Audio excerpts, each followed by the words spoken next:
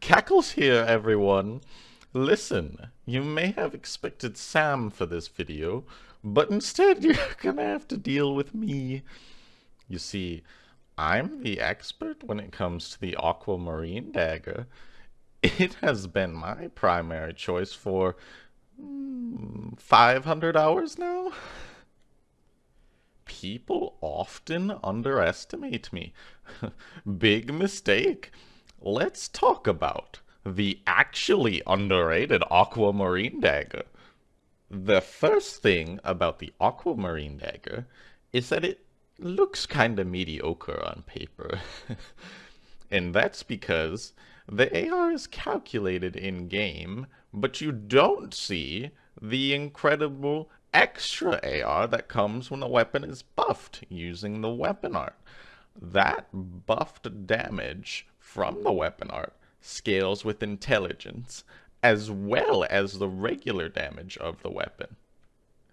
This makes the Aquamarine do the most damage of any dagger if you have high intelligence investment.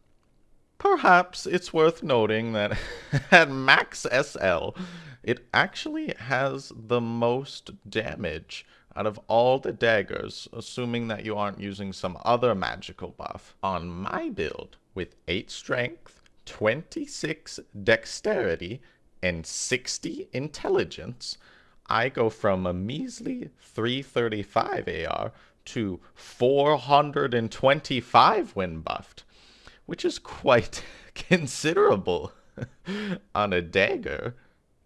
The Aquamarine gives you quite a different moveset as opposed to other weapons.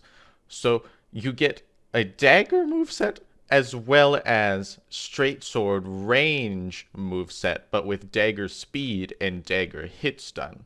That being said, though, some of the attacks still work differently than other weapons, like the running weapon art, or the rolling weapon art, or the weapon art R2 are different than how you would see on either of those classes.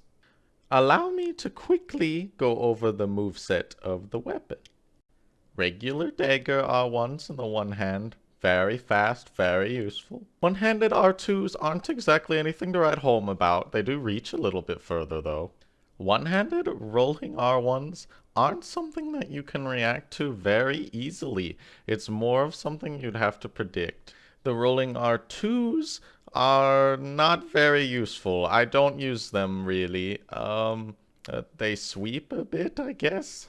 The one-handed running moveset is not very good, especially when we compare it to the two-handed weapon art running attack later. The two-handed R1s are pretty good, especially the first one since it is a thrust. The two-handed R2s never do the second one, but the first one does combo into an R1 if you hit it, so that's not too bad. The rolling R1 is very useful two-handed. The R2 is worthless. I'll give the same advice for the two-handed running moveset versus the one-handed running moveset. Our better option is going to be the weapon art while running. Weapon art R1s are very fast, very damaging. It is the best attack, I would argue, on the entire weapon. Now, you get a lunge forward on the first one, so you can stagger that by using weapon art R1, taking a tiny step forward and using it again. You can keep roll catching or keep pressuring somebody and staying right on them. It is a large step. The weapon art R2s have quite a bit of active frames. So long after you have actually attacked, it can still hit somebody. It's similar to the two-handed R2s from a Lothric Knight sword. We get a unique running and rolling attack on this weapon because of the weapon art. And the running weapon art is what you want to use. When you are chasing somebody, this is the superior attack to use to hit them. It reaches farther than it looks like. Same with the weapon art R1. It tends to have more range than it actually looks like it has. And this one is the worst offender at that. The rolling weapon art isn't always better than a rolling R1, but it sweeps pretty wide and is very fast itself, so it is a good option. It is best to use when somebody is chasing and following too close. Now, allow us to go over some of the strengths of the weapon. You can generate hit stun ludicrously fast. You can stop a lot of attacks from entering their hyper armor frames. For example, a great axe or a charge from Gundir's halberd or the four-pronged plow. You can just spam R1 away and they won't be able to hit you. You have surprise extra range, very good pseudo combos. You're able to kind of fake people out like you would with an offhand S-stock or two-handing a weapon where you can waggle, except that's your weapon art. When you start that, people assume an attack is going to quickly follow, so you can often get them to roll or move away. This weapon, in a casting class, is uniquely good. You are able to keep people off of you and then use your casting. Another strength that this weapon has are midway swaps, and I'm going to show you a couple of those right now. If you are familiar with weapon art swaps, it's similar. You use the weapon art in R1 twice, or alternatively, on the Aquamarine, you can roll in weapon art, then you open your menu, you swap to another stance weapon, and you R1. You will suddenly be doing the freed Scythe weapon art. Now, every weapon that is not a stance weapon will be able to do this, but it will have no hitbox. Some weapons, like the Claymore or the Moonlight Greatsword, will burger flip people if they are hit by this midway swap.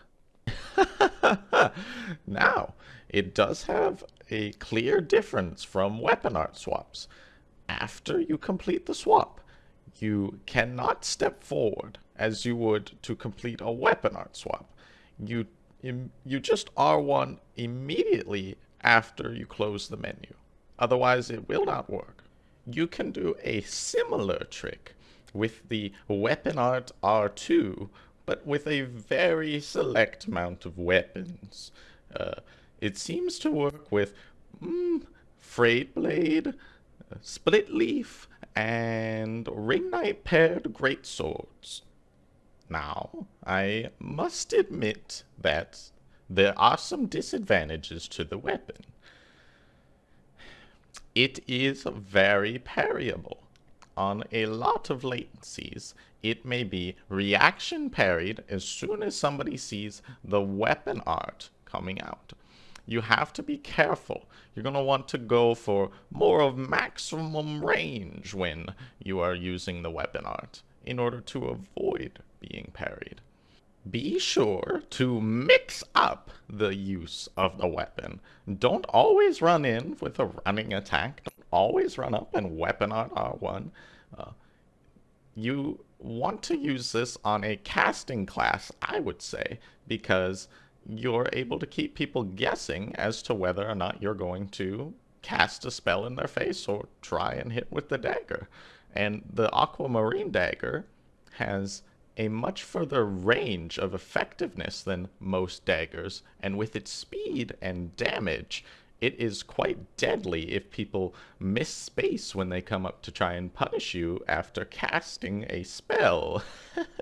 The Aquamarine may generate hit stun very fast, but that also means it loses its stun very fast. So you need to decide pretty quickly if you're going to continue hitting somebody, which puts you at a greater risk of a parry or leaves you compromised, or somebody will simply escape. The last weakness really hurts the Aquamarine Dagger. It has a poor critical damage. And why? Well, it's not really its multiplier. It's that the weapon art can't have its buff when it comes to the critical attacks. So when you riposte or backstab, you'll do some damage. It's not negligible. It's not like Goddard's or something. It's just not as good as many other daggers, or really about any other dagger. So, if you get a parry, it is often best to hard swap to something better, like a Mailbreaker or a dagger. Finally, I want to go over some tips with the weapon, and I'd like to start with acknowledging all of the possible true combos. The true combos are as follows. R1 into R1, I mean obviously, R2 into R1, weapon art R1 into R1, R1 into weapon art, and R2 into weapon art, and weapon art R2 into R2. Now, I know what you're thinking. That doesn't sound like a lot of true combos, but listen. This weapon will get a lot of pseudo combos as long as you mix up your attacks. It is a dagger, it attacks very fast, it's got a diverse moveset. Some attacks attack closer, some attacks attack faster, and some attacks attack further away and a little slower. Alright, getting down to brass tacks, everyone. We have gone over this weapon, its strengths, its combinations, its few weaknesses, why it is good for a casting class, and why aren't you using it? Why is nobody using this weapon? I have used this weapon for 500 hours, and I can tell you, it is definitely an A-tier weapon, and everyone is sleeping on it. People don't know how to fight it. It has surprise extra range, an extremely diverse moveset. I encourage you to get to using the Aquamarine Dagger right now and crush everybody beneath you with your high intelligence and dexterity investment. Sure, this thing is pretty good on its own. You could just use it on a melee build. You could use it for midway swaps, but I'll tell you, damn it, it is very good when using it in a casting class. You are able to control people within that closest range, and normally they think, oh, I'll just run up and attack the caster. Well, they aldrich damn can't if you are carrying the Aquamarine Dagger and they miss space even just a little bit. It controls that close-quartered combat. Even against other daggers, even against the PKCS, this is a viable tool to use to protect yourself. I dare say, even against Murky or Heart. You have to keep in mind what kind of situation you are fighting. Are you fighting another dagger? Well, you don't have time to hit the weapon art and attack him. Just get to swinging. Oh, is somebody right in your face right now? Well, don't wait to two-hand and start using the weapon art. Just start swinging. Oh, is somebody just outside of a normal straight sword range? Well, get to hitting him with the R1 of the weapon art or the R2. It's got plenty of range, more than your typical straight sword, and you're going to be able to hit them and stun them faster than they're going to be able to react. And they're not going to expect you to reach that far with a dagger. Listen, do not underestimate this weapon. Get to using this weapon. Alright. Oh, and just a little thanks towards those who helped me in making this, Marin, Dragonroot, and Saratoga. Why are you still watching the video? Go try out the weapon!